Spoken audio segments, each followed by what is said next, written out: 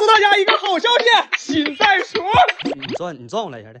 到了。上一只袋鼠因为腿部受伤感染严重，需要截肢而死在了麻醉的手术台上。打那以后，我就不想再养袋鼠了。直到2个月前，饲养厂给我发了一个视频。当时我问他这无毛猫怎么长个鸡爪呢？完了，人家告诉我是袋鼠。它是当时出生之后也不知道用点啥，母袋鼠给它扔袋外面了，不喂奶也不让进袋，最后还是饲养员给它拿家去人工喂奶，一点点喂大的。听到这儿我就把钱打过去了。我说这袋鼠八字挺硬啊，往后余生啊，我保你锦衣玉食。看看我给你准备的家，头茬嫩芽烘干的提莫西草铺满了，给你当垫材。粑粑尿随便拉，拉完咱就换。别人家袋鼠的食物到你这儿只配做个地铺，但可能是因为奶粉没有母乳有营养的关系，导致它在该断奶的年纪不断奶，也就是说我得喂奶6个小时一遍。这袋鼠不便宜吧？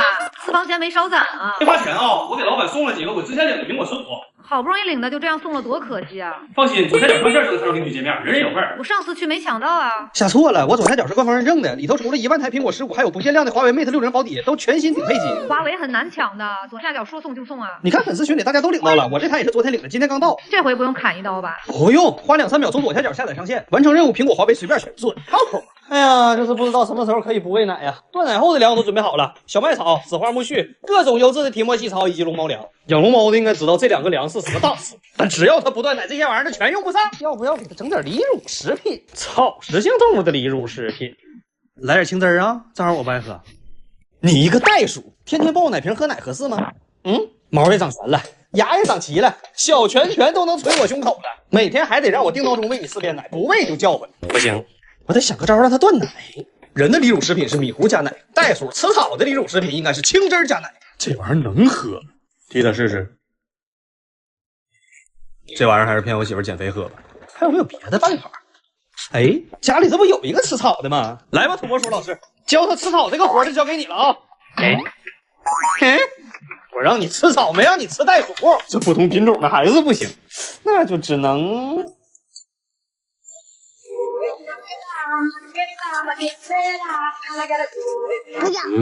孩子不吃？是不是我这张老脸往这一摆，他觉得我跟他不是一个年龄段的袋鼠？最近天天吹30度的空调，熬夜喂奶，属实老的有点快。我这脸蛋子确实该保养了，之前用的碧欧泉蓝钻效果太好，被我小舅子拿走了。熊我媳妇又给我买了一套，这个系列贼适合我这张帅气的大脸盘子。洁面乳主打一个深度清洁护伤肤，精华水和精华抗老淡纹，紧致轮廓。主要咱老爷们不爱用那胶粘的，这个清爽不粘腻，精华的雪松木质香味还挺好闻。这次谁也抢不走我的碧欧泉蓝钻。之后我以身作则，教他吃了好几天的草，但他还是只喝奶。但我的教学还是取得了非常大的成果。首先，胡蒙学会吃草了。其次，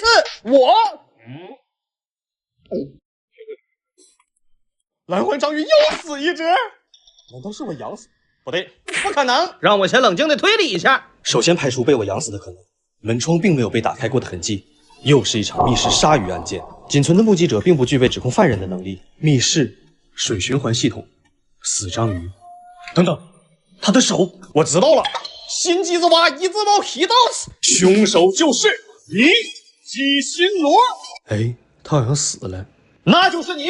无有，同样都是有毒的水生动物，蓝环章鱼被打造成顶流，圈粉千万，而你却从未被我拍过，因此你对蓝环章鱼怀恨在心。小袋鼠的到来更是直接击溃了你内心最后的理智。凭什么刚来的袋鼠我都能连续拍2期视频，而你到了2个月却从未上镜？而真正导致你鲨鱼灭口的理由，便是昨天早上你看到我跟袋鼠在鱼缸面前亲亲我我，甚至共进早餐。殊不知那只是我最近减肥在吃抖音商城双11好物节囤的碧翠园全麦夹心欧包，低脂饱腹感强，常温保存也能新鲜如初。现在左滑逛抖音商城或者直接点评论区就能入手我的同款抖音双11打制球，一键立减不用凑，上亿神券更超值，超多好物都压到了全网超低价。我囤的这些一个才不到1块钱，超值，爽快下单，不等满减。于是你释放了你的微毒，通过鱼缸的过滤系统毒死了剧毒的蓝环章鱼。但你没有想到的是，蓝环章鱼死后仍然用手指着你，暴露了你是凶手的事实。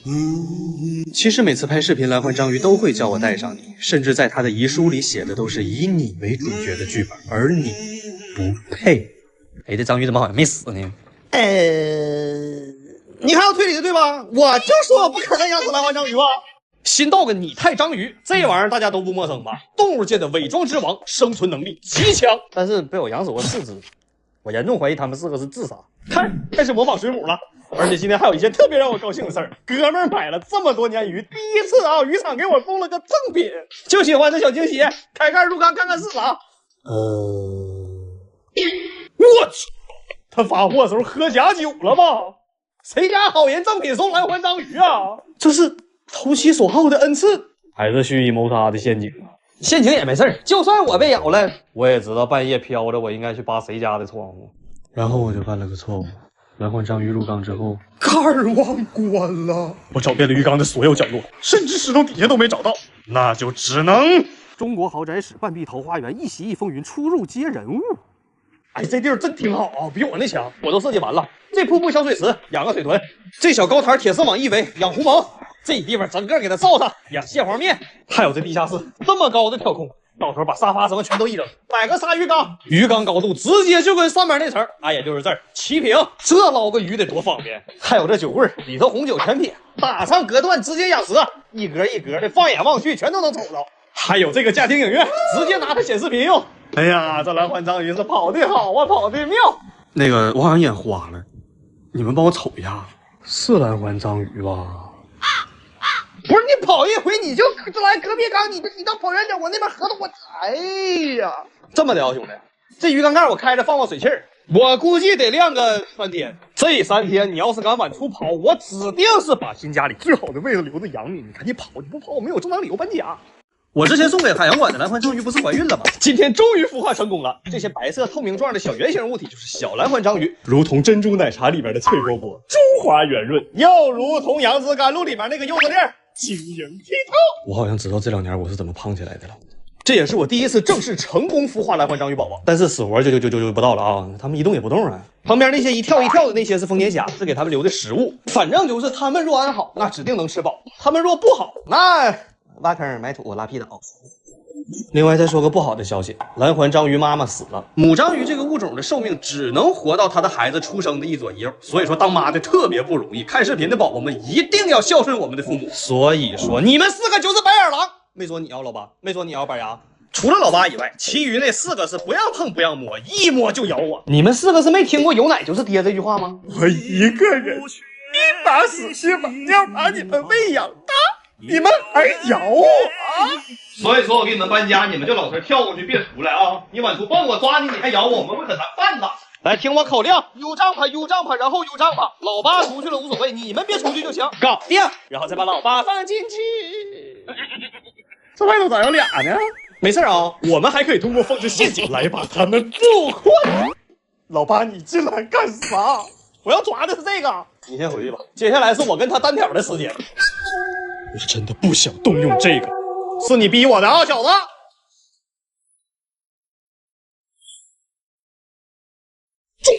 天下武功，唯快不破。你万不该让我拿出这张网，因为你永远也不应该小瞧一个既养鱼又钓鱼男人在操网使用技巧上面的造诣。我家的袋鼠，我决定给它起名叫钢镚，希望它能拥有钢铁般的意志，蹦蹦跳跳的活下去。那为什么活下去这个事儿，我居然得用希望俩字呢？因为袋鼠这个物种本身伤口自愈能力极差，对细菌的抵抗能力极差，抗生素对它的作用效果极差。简单来说，生命力极差。也就是说，这个玩意儿甚至会死于口腔溃疡，不是段子啊，真事儿。所以我是真心的希望它能蹦蹦跳跳的活下去。但我发现它好像不会蹦，就这行进方式还叫啥钢镚啊？钢鞭子。刚雇佣我这什么命儿啊！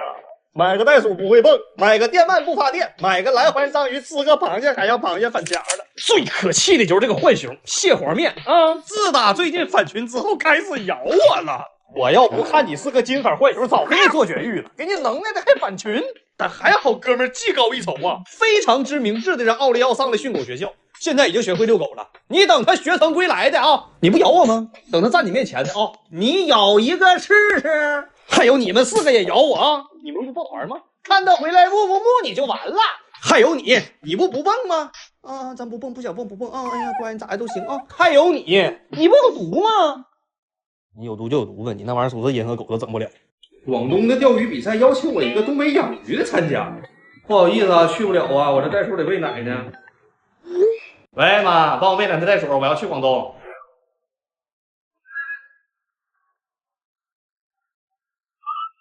不是很严呐。李大毛老师都请来了，乡里，以后我去那边行不呀？钓这个地方人比较少，那不是一般的少，人摄影师搁这儿呢，你跑身后的钓来了。我操！得了，全岛放出去了。这根我去，接口没打着，来了，掉了，又掉了，饵掉了。多大一会儿啊？双杀了，人家是哭哭上鱼，咱这哭哭换鱼钩。主要是祥林老师把鱼溜到这边来上，就有点扎心了，有点。你别跟对面再缠上，不能，差不多。哎呀，来劲了！哦，钻桥了，钻桥了，钻桥了！完了，绕圈了。打扰您钓鱼了，我给他牵走。他溜鱼来了，抄网呢？没事，我多溜会儿。耶，搁家溜鱼没溜够，跑这溜鱼来了。我没溜到。哟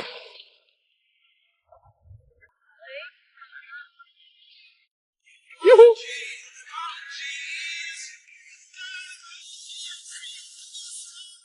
哎，上货！我操，这大呀！这个比我刚才那个大。不对，这边他妈要挨抽。到底咱俩谁的鱼啊？好像是我的吗？两条！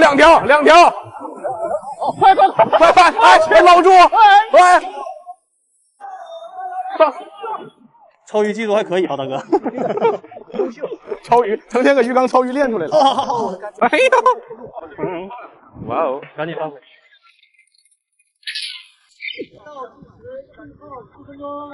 倒计时了。哎，做法了！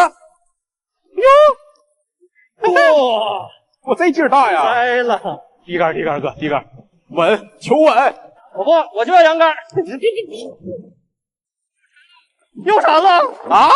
你俩这怎么这么远的还能搁一块儿去呢？哎呀，哎，好，谁说不是啊？这缘分，这缘分。钓完了啊！今天非常开心，但是这个比赛名次就不跟大家透露了，毕竟我们是友谊第一，比赛第二嘛，对不对？你比赛了吗？我怎么没比赛呀？一共钓了3条鱼，放了3回枪，切了5回线，扔里10了个钩。人家旁边大哥饵盒都让你搬空了，大哥后来为啥换钓位？你自个儿没点数啊？还友谊第一，哪来的友谊？下午大伙都躲着你钓，不知道用点啥呀？你们想念的电鳗限时返场，今天斥巨资，也就是我的2顿饭钱，特意给他买了2斤大泥鳅。我先给他泡会儿药水，杀菌，做个马杀鸡，顺道我再喂个袋鼠，然后让你们看看电鳗是如何放电的。哟，我老公又喂袋鼠了。有爱心的男人就是帅呀，对袋鼠比对媳妇儿都好。哟，平时让你陪我喝杯酒都跟要你命似的，现在天天陪袋鼠喝奶，一天4顿奶呢，零花钱够花吗？这是我在抖音商城秒杀频道刚入的德亚纯牛奶，好喝还实惠。左滑进抖音商城秒杀频道或者评论区，就能一键购买我的同款超值好物了，还有更多爆款好物，低至9.9元，日常多逛逛还能省下一大笔，超值！电鳗放电准备，找你。电鳗这玩意儿啊，被称为亚马逊水中高压线，一只成年的野生电鳗甚至能电晕一头牛。虽然说我这是家养的啊，但是电起泥鳅来晕了2秒，完了就健步如飞。刚才应该是看错了啊，就咱家这个虽说是家养的，但是照野生的差，我感觉应该也差不了太多。看到没？这才是它真正的实力，咬住泥鳅的同时，不断的放电来达到长时间控制的效果。所以说，家养的电鳗，就算它电不晕牛，它电的泥鳅总是绰绰有余。兄弟，你说实话，你这症状是属于电阳虚还是电阴虚呢？要么给你来点6味电黄丸。吭哧瘪肚吃完一个，应该是没电了。那第2条泥鳅怎么路过他身边都不带电的。这条被咬过的泥鳅扔里面只会死掉坏水，拿出来放回泥鳅群又容易造成群众恐慌。哎呀，这怎么处理呢？难道只能尝尝啊？这电过的泥鳅肉怎么这么面呢？新到了个海鱼盲盒。这箱鱼是在零下10多度的天气下运送过来的，所以我觉得应该都冻成冰坨子了。这我还猜吗？我猜了试试。把保暖做的还不错，虽然有点凉，但里面还是水。第一袋鱼是鳗鲷，这玩意儿不错，这个会变色还挺好玩的，而且这个名字就很草率，因为它既像鳗鱼又像鲷鱼，干脆就起了个鳗鲷属。开箱就是鳗鲷，这后头的物种不得鳗鲷 again。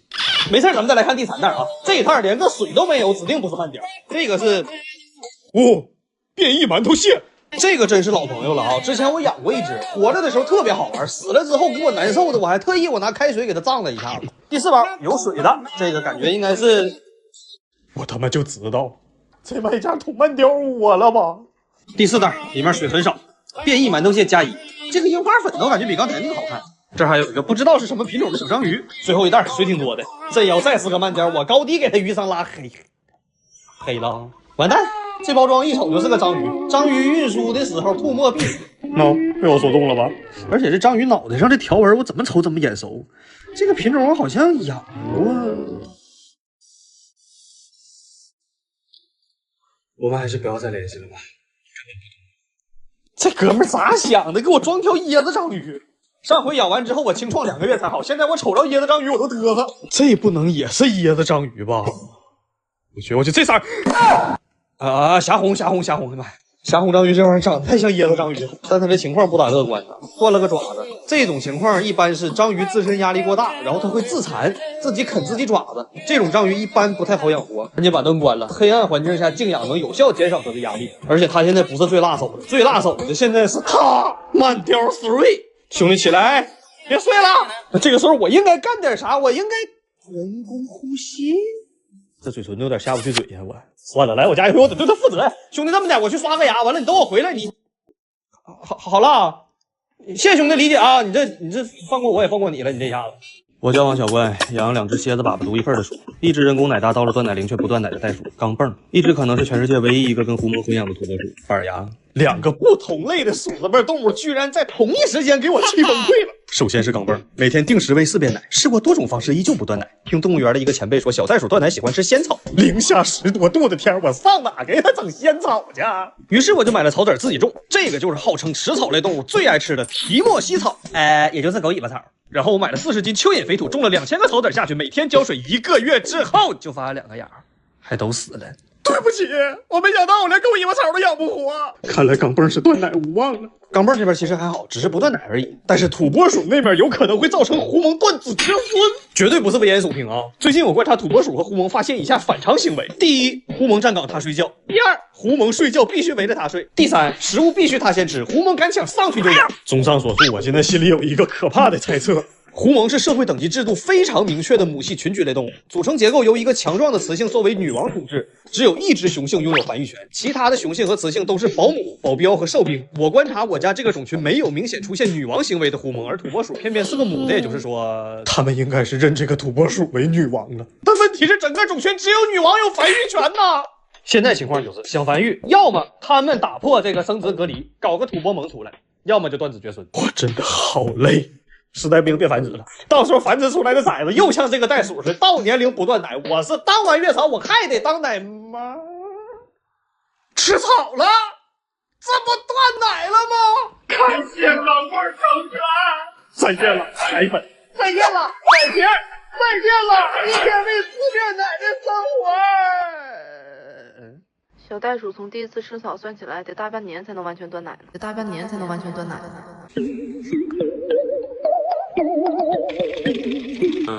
我就这命了。生物里面哪一个感情非常非常深？还是那条越狱出来干死在半路那个章鱼，你会有一种很奇怪的感觉，你能感觉到他在看你。咱们看一下电鳗电泥鳅的整个过程。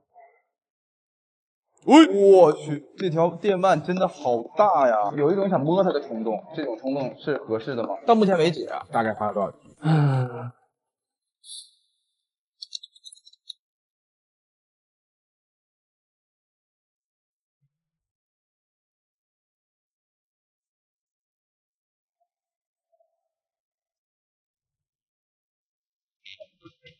？Hello， 请进。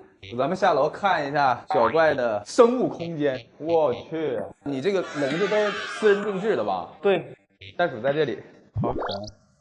那你现在是要喂它了是吗？啊，对。今天我代劳一下，坐凳看一下袋鼠妈妈是怎么喂奶的。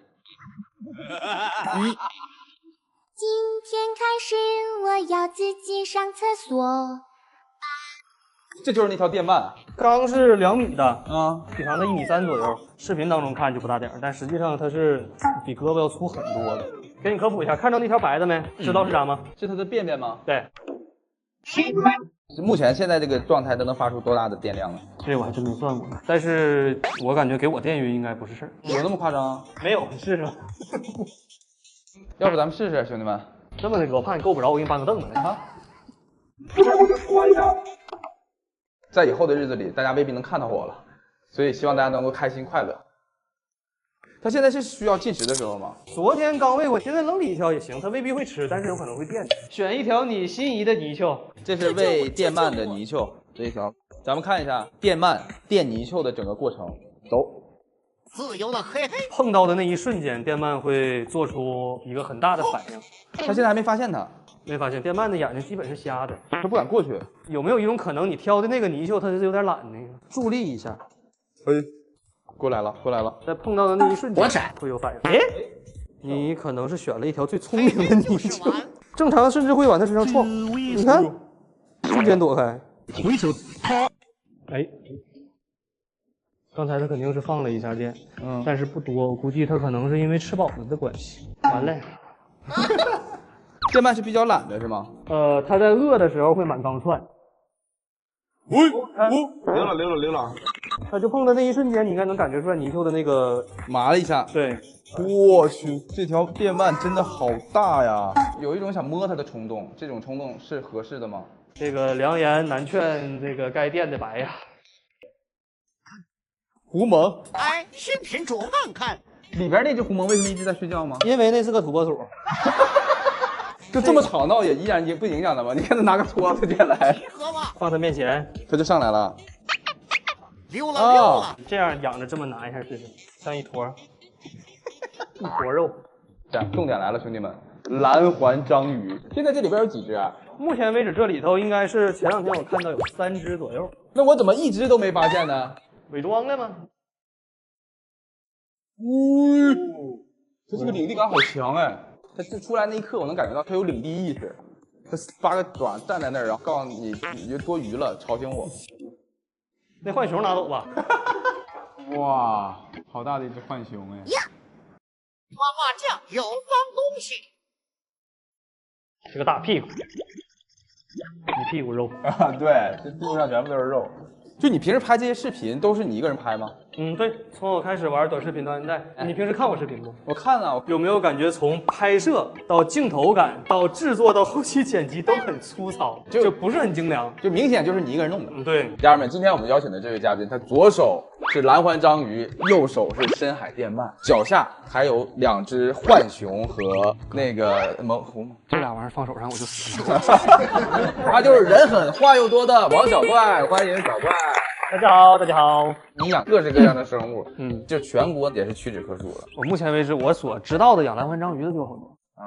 蓝环章鱼越狱能记录下来的只有你一个啊。对呀，毕竟不是每个人都会被蓝环章鱼吓到搬家。我是带着粉丝的任务来的。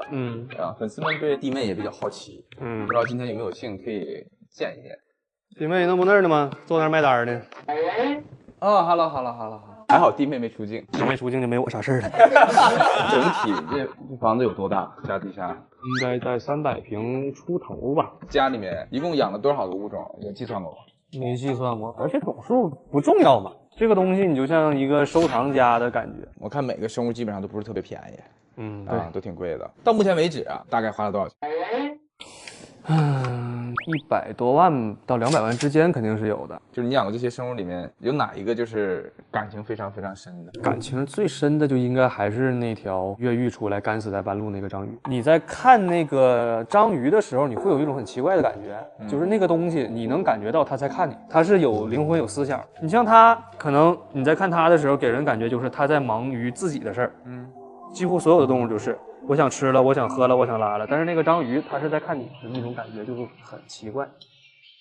那只让我养到这么大了。章鱼，真鸮的体型挺大的。从多大开始养的？从这么大养到这么大，章鱼。你知道它吃了我多少螃蟹吗，哥？最贵的是哪一只？单体最贵的应该是那袋鼠。饲养方面，设备最贵的是鲨鱼，光算缸体和器材管道，应该在10万块钱左右造价。我看下面那条电鳗有这么长，1.3米，这会儿之前我是被电鳗电过的。你被电过？啊，对啊。就是这条吗？不是，这条的话我可能没了。我那个当时我不是说嘛，养一条60厘米长的就那条，我就感觉这个大小电鳗，我想试一下它有多少电，但是我不敢直接碰，然后我就用了一个镊子，疯狂的去碰它。电鳗在受到攻击的时候，它会放电来自我防卫。我大概碰了20几下之后，我感觉这个电应该是没多少，然后我就这边手机拿着，然后我就这么碰一下，然后我手机就撇出去了。你小时候玩过那个打火机里面摁的那个东西知道，把那个东西放大几百倍的感觉。几百倍啊？对，是什么事儿促使你特别想养这么多生物，对这些生物好奇的？从小就想喜欢抓虫子，记得是小学是哪年忘了，抓了一条蛇养了1个暑假，每天去稻田地里面给它抓蛤蟆喂给它。我妈是特别怕蛇的，我爸在收拾房间时候发现之后，隐晦的跟我说了一句：“你那个床和柜子中间那藏那玩意儿，你小心点，别让你妈看着了。”接来这么一句啊，阿姨不喜欢我妈是看着蛇会尖叫的那种。我养这么多年了，我妈现在就是已经蛇有病，我妈已经能抓着那个蛇给蛇打针灌药了。你在跟他们相处的时候，会和养其他的，比如说宠物有什么不一样的感受吗？哪都不一样，因为物种是不同的嘛。章鱼给我带来的感觉就是这个东西它有灵魂，它是所有动物里面它唯一一个是在研究你这个人的行为。目前为止，我养过所有难养的东西，一个是袋鼠，一个就是章鱼。章鱼应该比袋鼠还要再难一点，我觉得。养死了10多只章鱼吧，那会儿也是我人生当中被骂的最惨的一回。也有很多鱼商评价过我，就是王小怪这人吧，他不是坏，他就是菜。鱼在运输过程当中是包在那个袋里，里面有水，然后打的纯氧。但是章鱼它在运输过程中容易受到惊吓，它会喷墨死。到货的时候，水质它不适应了，死。那个食物吓着它了，死。这死亡的变量也太大了啊！对啊，我经历了多种多样的章鱼死法。最离谱的死法就是有一个真小，那个是我认为所有章鱼里最聪明的品种，它是会模仿这个人的一些行为，包括开鱼缸盖。我已经很避免的让它看着我是怎么开的，但是它还是学会了。章鱼死亡其实最多的原因是越狱。因为那个东西再小的缝它也能出来嘛。我目前为止播放量最高的一条视频，当时是直接冲上咱们抖音热榜。那这个时候网友就说了，这小子摆拍怎么样？对，那我得自证清白呀，你对人尊重点。我就手机支架自来熟，在这儿一支，完了这个地方放几包薯片，这个地方放点饮料，我就搁这一坐，我就搁这等，因为我知道他钻，他一定是通过那几毫米的过水的缝，然后到底让我拍着了。那条视频现在可能有8000多万播放。除了演那个蓝环是有毒的，对，还有哪个是有毒的？鸡心螺楼下缸里有，鸡心螺也是有毒的。一会儿你有兴趣可以拿2个当纪念品。蜘蛛、蝎子、蜈蚣这些那就不用我说了，都是有毒的。你是纯粹的就是喜欢玩，就是喜欢，然后玩着玩着看它能变成事业，那就太棒了。我觉得这是所有人都梦想的。爱好变成事业是很多人喜欢的，但是变成事业之后，同时带来的是压力。比如说，我就想做成一件事儿。那我由于各种各样的原因难度做不成，这种情况下很多人会放弃。但是我的人生观念就是，为什么不做呢？我只要去做就好了。你怎么看待这些生命？从我个人的角度出发，就是只要你能好好活着在我家，我指定给你好好伺候。但是我人为不可控的原因，那可能我也就那样了。当然，你肯定是希望把每一个生物都照顾好。但是就是这个生物里面其实分2种，不同的物种有不同的感觉。您比如说家里养的狗死10多年死了，一般人受不了。对，我养了1个小时的章鱼死了，我内心其实不是我冷血，但我确实没有太多的波动。唯一一点就是我养的那第1只袋鼠，有一个网友的发言是真真正正刺到我心里了。来的时候，他在这个宠物专车拉过来的，车后备箱里包括后座里，他放了一个编织袋。被拽到了这个袋鼠的那个笼子里。我拿到家的时候就发现了，可能是运这几天它无聊还是怎么的，把那个编织袋给它撕成条，给勾到自己这里，不知道为什么给腿缠上了。第3天我就发现这个袋鼠脚肿了，我立刻就拿到宠物医院去了。这个大夫就是给清创，消炎，也就这么粗的胳膊吧，上面还上的滞留针，我每天我得往里面打药，但是始终就是说没有好转。袋鼠天生对于细菌类感染几乎没有抵抗力，对于药物的支援几乎没有作用。咱们从小到大口腔溃疡应该有个几百次了吧？但是对于袋鼠来说，这就是致命伤。它的这个病情也逐渐一天一天恶化，它的这个小腿坏死了。哎呦，宠物医生就说呢，这种情况下咱不能拖了，那干吧，那命重要啊。然后上了手术台了，完了我跟我妈说那啥吧，那咱去吃口饭吧，折腾1天没吃饭。然后旁边一家兰州牛肉拉面。才吃了半碗面吧，来个电话，这才10几分钟，一接电话，果不其然，回去一看已经结完了，医生在给他做那个心脏按压，那医生都满头大汗的，完了说一句不行了，没了。然后当时就愣在那儿，后来就找了一家宠物殡葬，给火化了。当时我就想，这个视频我怎么拍？我拍还是不拍？我得有个交代啊！我就拍了一条视频，原原本本的全说了一遍。果不其然的谩骂声很多，但是这个我习惯了。但是有一条是一个网友说的，原话大概这样：我知道这些跟你没有关系，你也在尽力做你该做的事儿，但是你的这条视频看完我特别难受，对不起，我要取关了。就是他这句话说到我心里。其实你会发现，没有一个动物会说话，但是它不缺少跟你交流的这种能力。你会慢慢懂它的行为语言，对，懂它们每一个动作，特别有意思的一件事情。送给粉丝一句话吧：我觉得人生其实就是向生活和命运妥协的一个过程。那在这个过程当中，其实是苦的。我们作为这个过程的第一体验者，应该苦中作乐。亲情、友情、爱情、爱好，这些东西都是不可辜负的。希望你回到今天。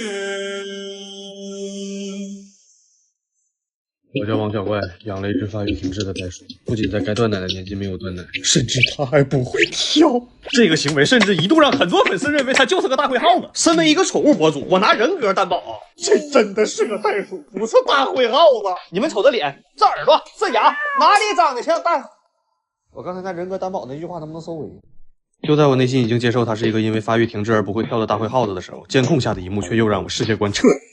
当时我喂刚猫吃完奶之后，把它放地下溜达，接着我就去喂的狐獴和浣熊，然后我抓了一把干草喂土拨鼠，又捞了一条泥鳅喂颠鳗，然后抱着胳膊我欣赏了一会儿，欣赏完之后我突然发现袋鼠没了，然后我就开始找，一直找，360度旋风无死角的找，就是找不着，然后我突然意识到监控的存在，就打开了监控，看见了这一幕。哎，你不是不会蹦吗？我说，当我面装秀，你背后蹦的挺欢呐。来，有能耐当我面蹦。这么熟练吗？有一种老父亲看着孩子学会走路的感觉。另外，上一个视频我给袋鼠种的仙草彻底发芽失败，还有粉丝说发的芽根本就不是提莫西草，于是我又重新买了提莫西草、紫花苜蓿和黑麦草的种子。这回咱们换浅种法。卖我土那大姐真实惠啊！蚯蚓肥土里真的有蚯蚓哎。这次我听取粉丝的意见，在草籽上面薄薄的撒一层土，然后坐等发芽。这回要是再种失败，刚才土里那蚯蚓抠出来我吃了。我说的。